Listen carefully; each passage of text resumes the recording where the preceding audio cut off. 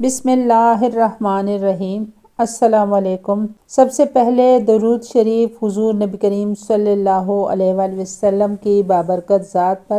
پاکستان جیسے بہت سے دوسرے ممالک جو ابھی تک اسرائیل کو تسلیم نہیں کرتے، وہاں کے لوگ بہت کم تعداد میں فلسطین یروشلم پہنچ پاتے ہیں، لہٰذا زیادہ تر لوگ انٹرنیٹ کے ذریعے یروشلم کو دیکھتے ہیں اور اس کو جاننے کی کوشش کرتے ہیں، جو دنیا کے 3 بڑے مذاہب اسلام، یہود اور عیسائیت کے لیے یکساں مقدس اور قابل احترام حیثیت رکھتا ہے۔ اگر ہم گوگل پر مسجد اقصیٰ لکھ کر سرچ کریں تو امیج ریزلٹ میں آپ کو 99% ایک سنہری گنبد والی عمارت دیکھنے کو ملتی ہے، جس کے بارے میں یہ تاثر دیا جاتا ہے کہ یہ مسجد اقصیٰ یا بیت المقدس ہے، لیکن حقیقت میں یہ مسجد اقصیٰ نہیں ہے بلکہ قبۃ الصخرہ ہے، اور اسے اسلامی خلیفہ عبد المالک نے 691 ہجری میں تعمیر کروایا تھا۔ اس جگہ کے اوپر اموی خلیفہ نے یہ عمارت تعمیر کروائی تھی۔ اس سے پہلے اس جگہ پر رومی ٹیمپل جوپیٹر تھا، جو رومیوں نے یہودیوں کے کعبہ ٹیمپل سلیمان کو تہس نہس کر کے اس کے اوپر بنایا تھا۔ مسجد اقصیٰ کی تصویر سرمئی گنبد والی ہے اور سنہری گنبد والی عمارت قبۃ الصخرہ ہے۔ اس جگہ سے آپ صلی اللہ علیہ وآلہ وسلم معراج پر گئے تھے۔ یہ جگہ دوسری دفعہ معراج کی حقدار ٹھہری۔ یہ بالکل ساتھ ہیں۔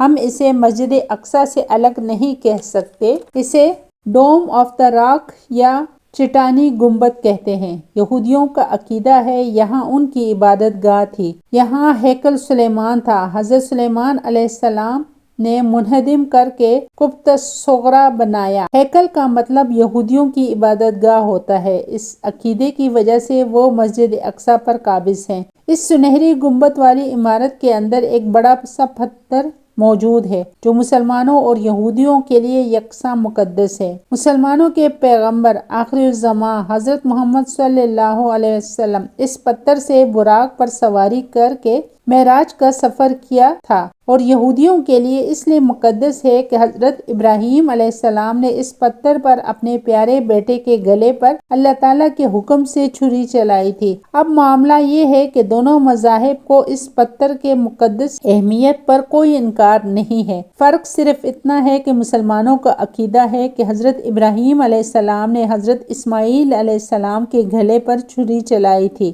اور یہودیوں کا عقیدہ ہے کہ ابراہیم علیہ السلام نے اپنے بیٹے حضرت اسحاق علیہ السلام کے گلے پر چھری چلائی تھی، جبکہ ابراہیم علیہ السلام کی قربانی سے کوئی بھی مذہب انکاری نہیں ہے۔ اسی وجہ سے اس کو ڈوم آف راک کہا جاتا ہے۔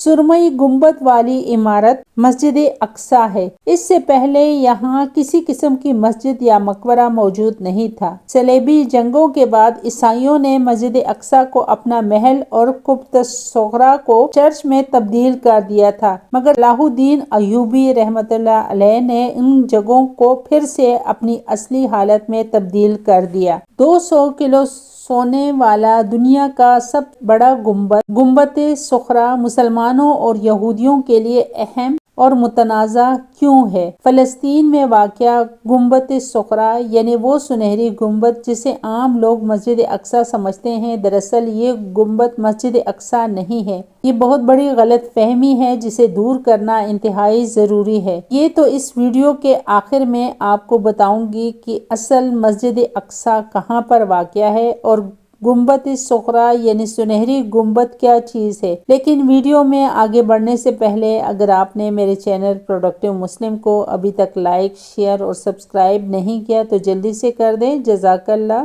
200 کلو سونا لگا ہوا یہ گنبد 1200 مربع میٹر رقبے پر محیط دنیا کا سب سے بڑا سونے کا گنبد تسلیم کیا جاتا ہے، جو مسلسل 13 صدیوں سے اپنی خوبصورتی اور حسن سے دنیا کے خوبصورت ترین عمارت کا اعزاز بھی رکھتی ہے۔ ڈوم آف دا راک مسجد اقصیٰ کے احاطے میں تعمیر کیا گیا، لیکن یہ مسجد اقصیٰ نہیں بلکہ مسجد اقصیٰ کی عمارت اس سے چند سو میٹر کے فاصلے پر ایک مستطیل شکل کی عمارت کی صورت میں موجود ہے۔ مسجد اقصیٰ کو حضرت سلیمان علیہ السلام نے جنات کی مدد سے تعمیر کیا تھا۔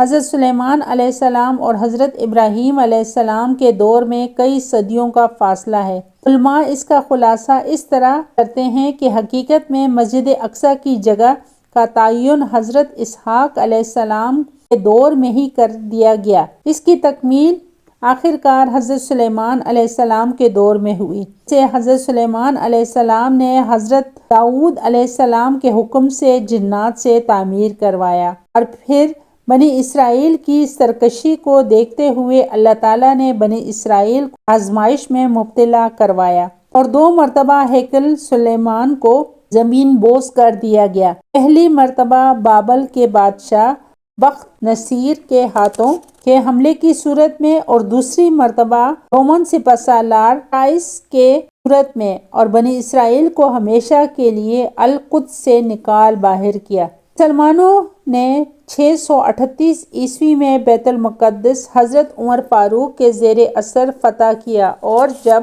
آپ یروشلم میں داخل ہوئے تو آپ نے ہیکل سلیمانی کی باقیات کو وہاں پایا۔ ہیکل کے گرے ہوئے پتھروں پر کوڑا پڑا ہوا دیکھا تو آپ نے اپنے ساتھیوں کی مدد سے اس کی صفائی کی، اور ہیکل سلیمان کے احاطے میں ایک جگہ نماز پڑھنے کے لیے مختص کر دی، اور بعد ازاں اسی احاطے میں مسجد اقصی کی عمارت کو تعمیر کیا گیا۔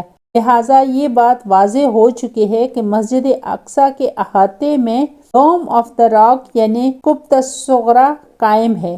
مسجد اقصی کا گنبد سرمئی رنگ کا ہے، جبکہ قبۃ الصغریٰ کا رنگ سونے کی اینٹوں کی وجہ سے سنہری ہے۔ ویورز، اب سوال یہ اٹھتا ہے کہ میڈیا کیوں انٹرنیٹ پر مسجد اقصی کی جگہ ڈوم آف دا راک کی کیوں تشہیر کرنے میں مصروف ہے؟